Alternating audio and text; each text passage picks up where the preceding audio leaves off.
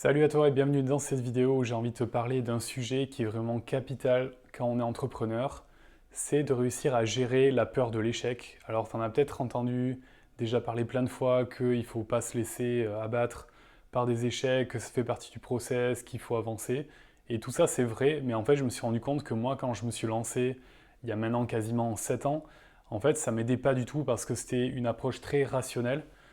qui m'aidait pas, ça me faisait rester dans mes peurs et du coup je procrastinais le lancement d'une nouvelle offre ou alors le fait de poster sur les réseaux parce que ben, comment est-ce que j'allais réagir si jamais j'avais zéro like, zéro interaction. Tu as tout ce genre de choses où en fait on va avoir de la résistance pour passer à l'action parce qu'on n'est pas prêt à accepter que les choses ne se passent pas comme on avait prévu. Et dans cette vidéo, j'ai envie de te partager une méthode très simple, tu verras, et efficace, qui m'a permis personnellement de me libérer totalement de la peur de l'échec. C'est pas une pilule magique, donc tu vas avoir besoin de réappliquer cette approche dès que tu sens que cette peur de l'échec, le stress de la performance commence à se manifester pour te réancrer et te remettre dans le bon état d'esprit pour avancer. Mais ce qui est sûr, c'est qu'en l'espace de quelques minutes, tu peux littéralement te libérer de la peur de l'échec et être focus sur la bonne intention pour faire ce que tu as à faire. Donc je t'invite vraiment à garder cette vidéo, la mettre de côté, l'enregistrer en raccourci sur ton ordi, tu fais ce que tu veux.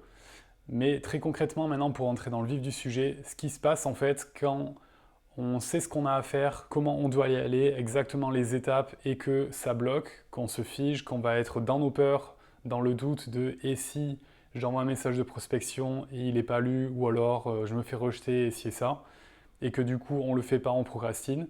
Ce qui se joue en fait, c'est que on va avoir tendance à pas mettre de filtre entre nos actions, les résultats de notre action et notre identité, notre valeur intrinsèque en tant que personne. Et ça, tu vois, je l'ai vu très souvent, que ce soit sur des dynamiques relationnelles, tu vois, dans la vie de tous les jours, mais aussi dans le business, où en fait, dès que on reçoit du rejet, qu'on échoue parce qu'on n'atteint pas l'objectif qu'on s'était fixé, on va avoir tendance à se remettre en question au niveau de notre identité, nous en tant que personne, notre valeur intrinsèque,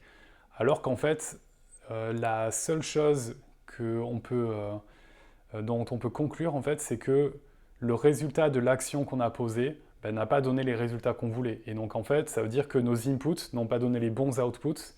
Et donc, en fait, ça te permet d'avoir une approche un peu plus détachée de la chose si tu le vois de cette façon. Parce que ça te permet de voir que, ok,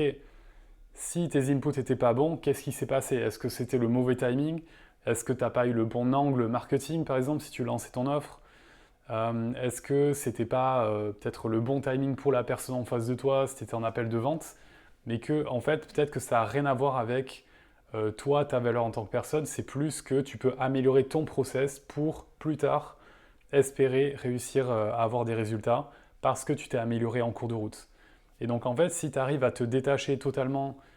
déjà d'une part du fait de réussir, en fait, d'avoir des résultats, mais plus d'être curieux sur le process, de comprendre, tiens, voyons, quand je pose telle action, qu'est-ce que ça va me donner comme résultat, au lieu de dire, je pose telle action, j'espère que ça va me donner des résultats. C'est une différence fondamentale. Et d'un autre côté, c'est de ne pas prendre personnellement les résultats que tu obtiens en fait, parce que ça va te faire rester dans des ascenseurs émotionnels qui sont vraiment super néfastes en fait sur la durée, qui peuvent créer de l'épuisement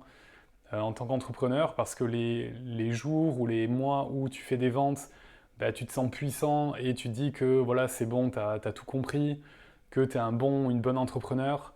Et les mois où tu fais pas de vente, ou alors tous tes prospects te disent non, tu sais pas pourquoi, bah, tu vas avoir une crise existentielle à te demander bah, est-ce que tu as toujours ta place, est-ce que c'est vraiment fait pour toi. Pourquoi? Parce qu'en fait, tu es beaucoup trop concentré sur les résultats plus que sur tes inputs et que tu prends les choses trop à cœur, sans filtre. Comme je te disais, le filtre, c'est le fait d'observer quelles sont tes actions versus les résultats que tu obtiens, mais sans prendre ces résultats comme quelque chose qui va toucher ton identité profonde. Et ça, vraiment, si tu te poses la question, je suis sûr que 9 fois sur 10, c'est ça qui bloque, d'expérience à titre perso, mais aussi avec les clients que j'accompagne.